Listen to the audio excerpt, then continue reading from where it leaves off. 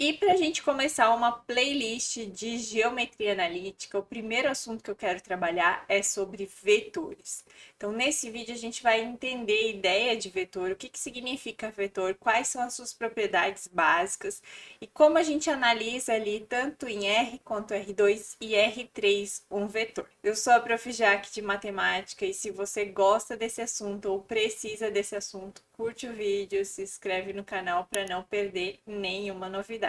Quando a gente fala de vetores, a gente pode olhar, analisar essa ideia geometricamente ou a gente pode analisar ela matematicamente, algebricamente. Para a gente é importante essa visualização geométrica para entender como é que as coisas funcionam no nosso mundo, porque vetores têm muitas aplicações para situações físicas, mas para que a gente consiga conclusões, consiga resolver os problemas, a gente precisa dessa análise matemática para poder fazer operações com vetores, trabalhar com esses vetores. Então, nesse vídeo, a gente vai trabalhar essas duas coisas, tanto a olhar geométrico, né, do que significa vetor e suas propriedades também, quanto a sua parte algébrica. Quando a gente define um vetor, a gente precisa ter três condições para ele. Ele tem que ter módulo, direção e sentido. E todo mundo já deve estar acostumado a ver vetores como uma flechinha. Então, essa flechinha tem todos os elementos que a gente precisa para ter um vetor. Ele tem o módulo é o tamanho desse vetor, comprimento dele, que a gente representa geralmente por módulo de U, essas duas barrinhas e o U no meio, para dizer qual que é o comprimento dele. E a direção, que a gente pode olhar como a inclinação da reta que passa por esse vetor. Então, ele pode estar numa posição vertical, ele pode estar numa posição horizontal ou inclinada, e essa reta, a inclinação dessa reta que passa por esse vetor, vai dizer para a gente a direção dele.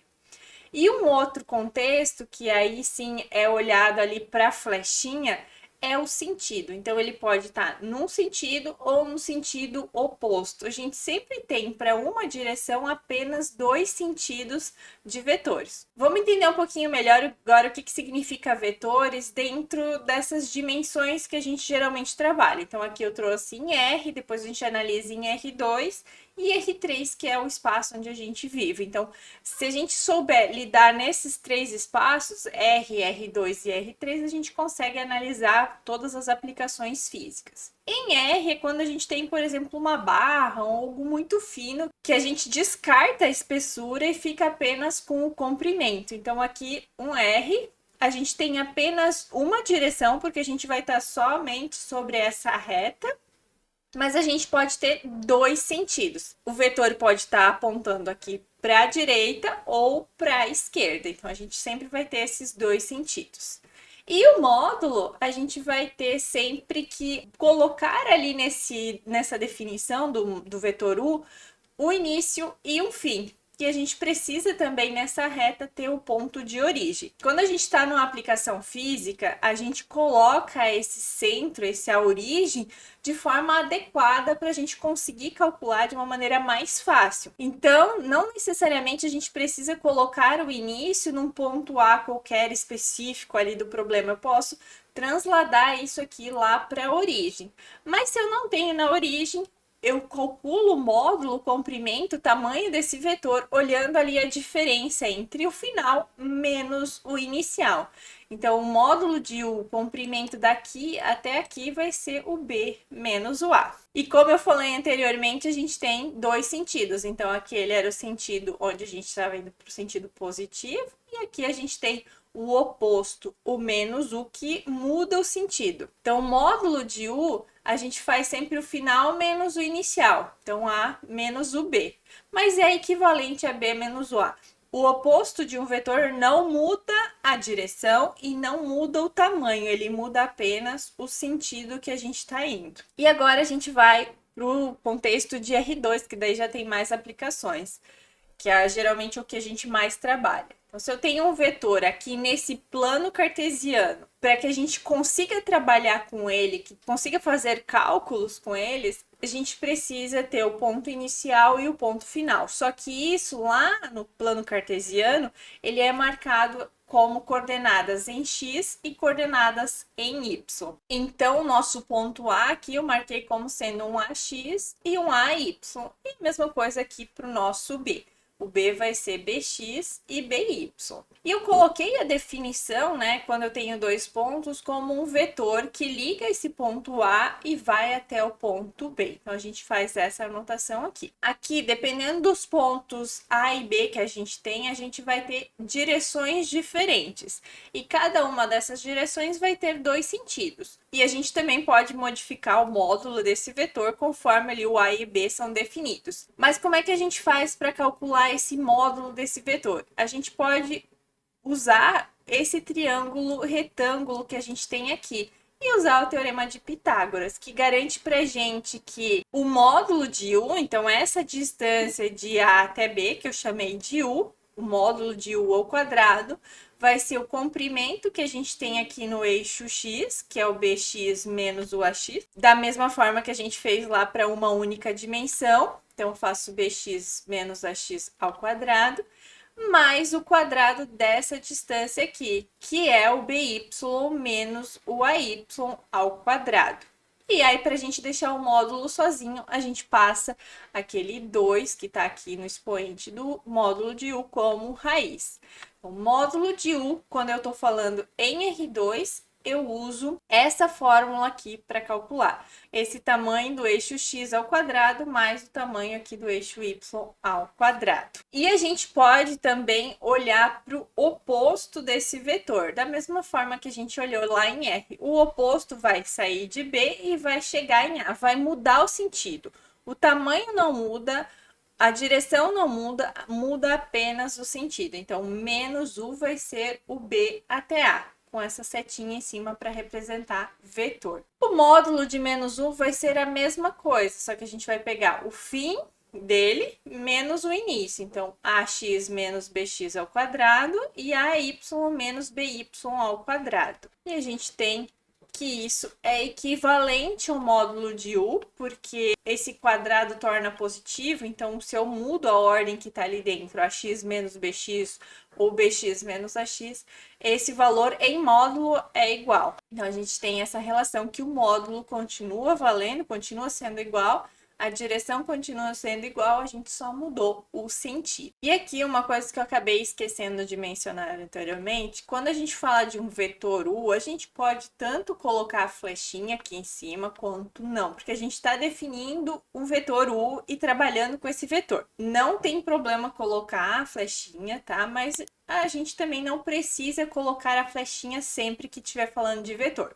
Nesse caso aqui que eu coloquei o vetor BA, o B e o A são pontos ali do espaço. Então, quando eu quero representar essa junção ali, esse segmento que vai de B até A como um vetor, mas eu tenho pontos, aí eu preciso especificar. Então, a gente coloca a flechinha para dizer, olha, esse BA são dois pontos, eu estou saindo de B, estou chegando em A, mas é como vetor e não mais como pontos. Também a gente costuma colocar os vetores como letras minúsculas. Então, U, V, W geralmente são as notações que a gente usa para vetores. Agora a gente vai para R3, que daí é o contexto mais geral que a gente tem para o nosso mundo físico. E aí as coisas vão valer da mesma forma que valeram ali para R2.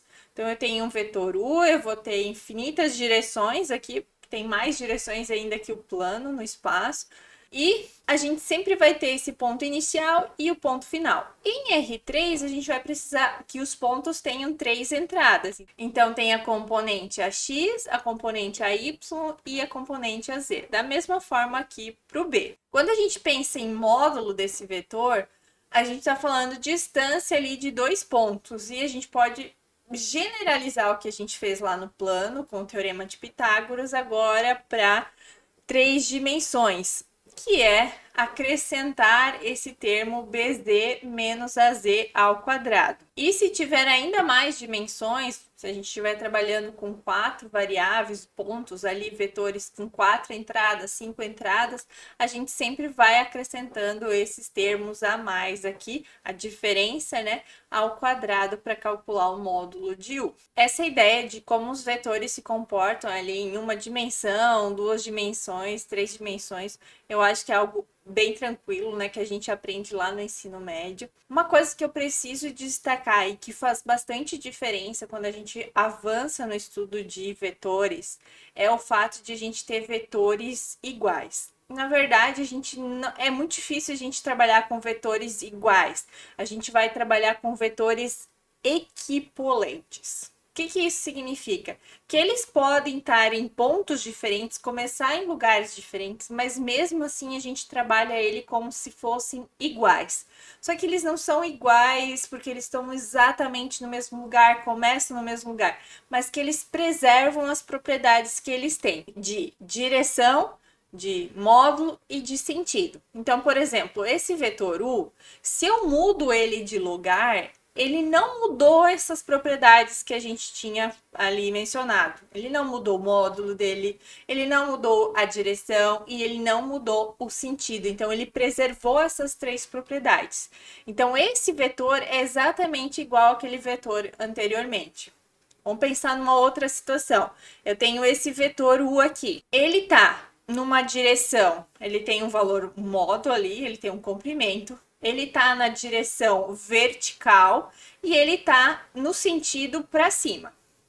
Se eu mudo ele de posição, o módulo não mudou, ele continua na direção vertical e ele continua apontando no sentido para cima. Então ele é igual ao inicial, no sentido de que ele preservou as propriedades que definem aquele vetor. E aí a gente não chama de vetores iguais, geralmente a gente chama de vetores equipolentes, porque eles podem começar em pontos diferentes. Então esse aqui começa aqui e o outro começava aqui, mas eles têm as propriedades iguais, eles representam o mesmo módulo, a mesma direção e o mesmo sentido. Vamos entender agora essa ideia de vetor equipolente em R2. Então, eu tenho aqui um plano cartesiano e vou marcar um vetor U, que é o vetor UXY, que aqui no eixo X ele tem um comprimento X e aqui no eixo Y ele tem esse comprimento Y. Mas observem que ele está saindo da origem. Se eu mudo esse início, se eu desloco ele,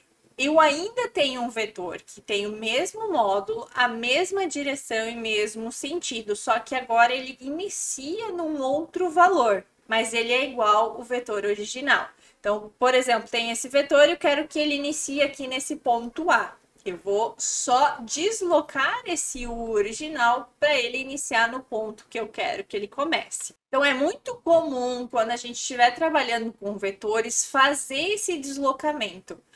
Esse deslocamento ele não vai mudar o vetor, não vai mudar as propriedades que precisa para a gente definir o vetor, mas ele vai se encaixar para que a gente consiga fazer as operações, as propriedades que a gente precisa. E a gente vai trabalhar com essas propriedades de vetores, como soma, subtração, módulo de vetores, no próximo vídeo, falar melhor esses detalhes. E quando a gente for fazer as aplicações, essa ideia de movimentar o vetor U vai ser muito importante. Então, entender essa ideia de que a gente pode, que a gente tem o mesmo vetor, mesmo ele iniciando ali num outro valor, num outro ponto, não muda a propriedade do vetor, não muda a característica do vetor.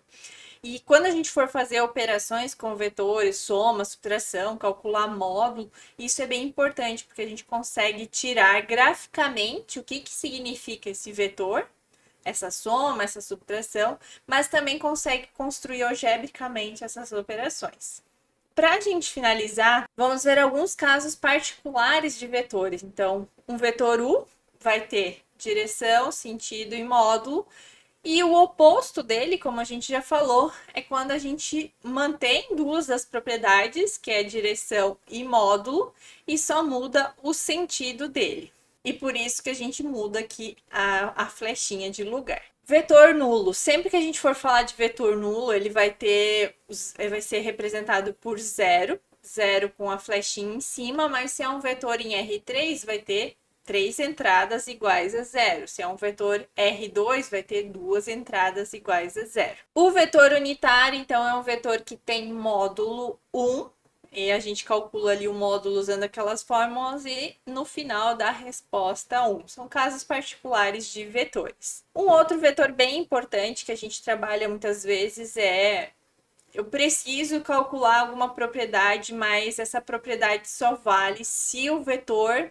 que a gente está olhando tem módulo U. Então a gente constrói o versor dele. Então a gente consegue, através dessa divisão de U pelo módulo de U, construir um versor, um vetor, continua sendo um vetor, de módulo 1, que mantém a mesma direção e o sentido que o vetor U original. Só que ele diminui ou aumenta o tamanho dele para que fique igual a 1. Então, se é um vetor pequeno, a gente dá uma esticadinha para que ele fique no tamanho 1. Se é um vetor muito grande, a gente diminui para que fique um vetor de tamanho 1. A única coisa que a gente não consegue construir um versor para o vetor 0. Nesse caso, é o único que a gente não consegue. Nos outros, a gente sempre consegue transformar qualquer vetor em um versor ali de módulo 1.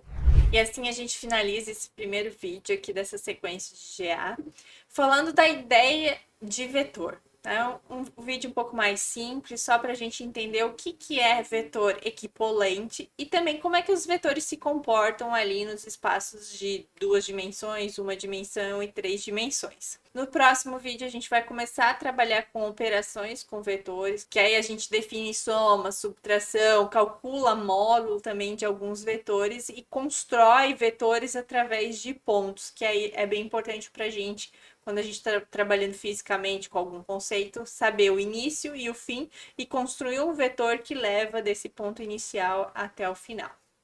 Espero muito que esse vídeo tenha te ajudado. Se você gostou do vídeo, curte, se inscreve no canal e te desejo muito sucesso nos seus estudos. E até o próximo vídeo.